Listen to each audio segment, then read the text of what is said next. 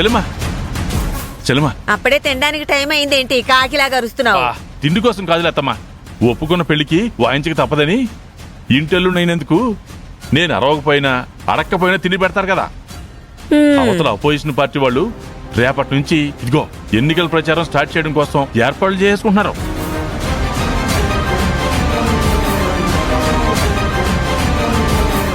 ఇదిగో లలిత చెల్లెమ్మ కార్యకర్తలకి ఇన్స్ట్రక్షన్స్ ఇచ్చేస్తుంది. మరి మన మూమెంట్ ఏంటా అని. ఏముంది, అందరిలాగే రేపటి నుంచి మనం ప్రచారం స్టార్ట్ చేయడమే. అందుకే ప్రచారానికి 25,000 నా చేతిలో పెట్టారనుకో, ఏర్పాట్ల సంగతి నేను చూసేసుకుంటాను. డబ్బులు దేనికి? అత్తమ్మా, ఎలక్షన్ అంటేనే డబ్బుతో పని అత్తమ్మా. ప్రతి సెంటర్లో చెల్లెమ్మ పోస్టర్లు వేయించాలా, కటౌట్లు పెట్టించాలా, ఆ జేజలు కొట్టించాలా, కుర్రోళ్ళందరినీ కృషి చేయాలా. అత్తమ్మా చేయి తడిపింది ఓటు పడదు. జనాలకి 4 తడి చేయకుండా ఎవరు మన ప్రచారానికి రారు. అవేం వద్దులే అన్నయ్య. అదేంటన్నపూర్ణ? చూడండి, ఆ హడావడది ఏమీ వద్దు. హడావుడంటావేంటత్తయ్య? ప్రచారం చేయాలంటే జనం ఉండాలి కదా. జనం ఉంటేనే కదా నలుగురికి తెలిసేది. నచ్చకపోయినా కొన్ని మనకి తప్పవత్తయ్య. నచ్చని పని ఎందుకు చేయాలి బాలు? ఎందుకంటావేంటమ్మా? అంటే ప్రచారం చేయవా? చెల్లెమ్మా, నామినేషన్ అయితే సరిపోద్దా? ప్రచారం చేయాలి కదమ్మా, అప్పుడేగా అందరికి తెలిసేదే. నువ్వు డబ్బుల గురించి ఏం ఆలోచించొద్దమ్మా, ముందు ప్రచారం చేద్దాం.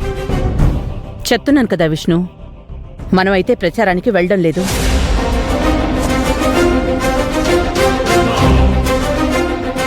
అదేంటి అన్నపూర్ణ, ప్రచారం వద్దు అనుకున్నప్పుడు నువ్వు ఎలక్షన్ లో దిగడం ఎందుకు? ఆ చైర్మన్ బాపినీడు చేసే దుర్మార్గాల్ని అరికట్టాలని, వాడికి బుద్ధి చెప్పాలనే కదా నువ్వు దిగాలనుకున్నావు. ఇప్పుడు ప్రచారం వద్దంటే? ప్రచారం చెయ్యను అనడం లేదత్తయ్య, వాళ్ళు చెప్పే పద్ధతిలో ఇప్పుడే చెయ్యను అంటున్నాను.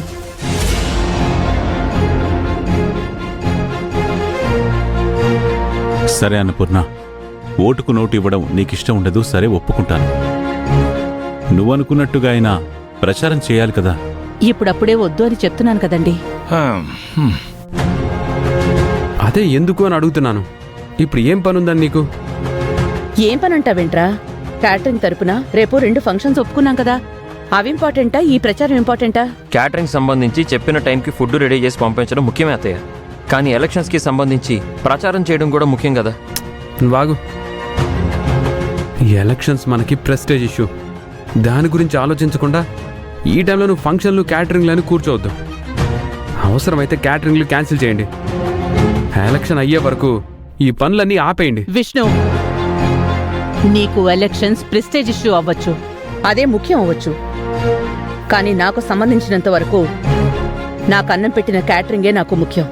దాని తర్వాతే ఏదైనా.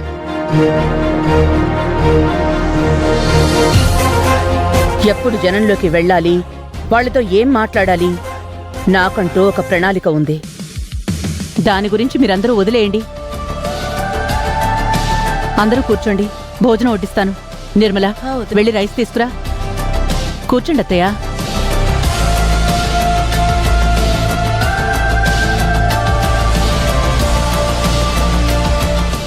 అమ్మా,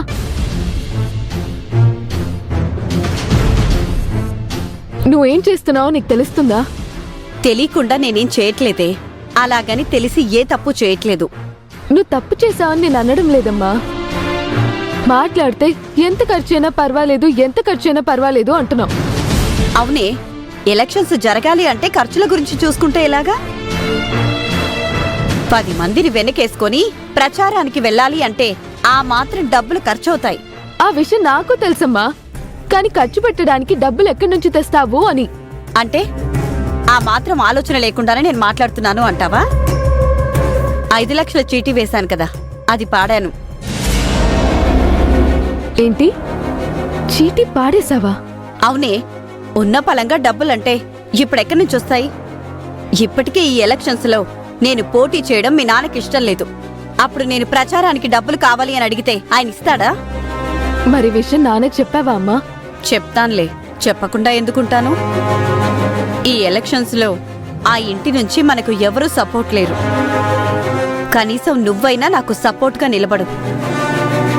లేదంటే నేను మరీ ఒంటరి దాన్నైపోతాను.